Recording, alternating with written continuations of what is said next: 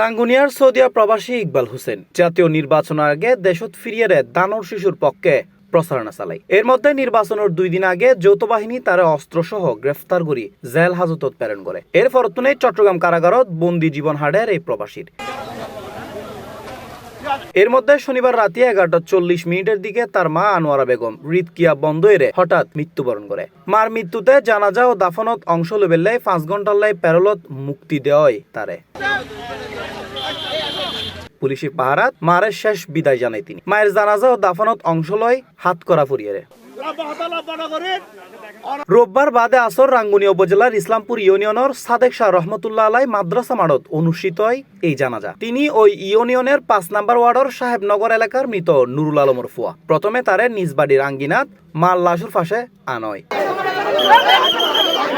এরপর জানাজার মাঠত লই যায়। এই সময় স্বজন ও তার আহাজারিত ভারী হয়ে উঠে পরিবেশ। এক আবেগঘন পরিবেশের সৃষ্টি হয় পুরো এলাকা ও জানাজার মাঠ জুড়ে। এ সময় জানাজার মাঠত উপস্থিত মুসল্লিওয়ালার উদ্দেশ্যে তিনি হয়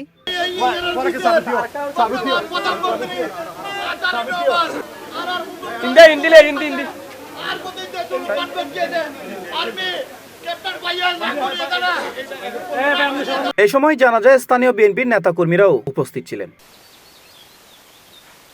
C+ টিভি, চট্টগ্রাম।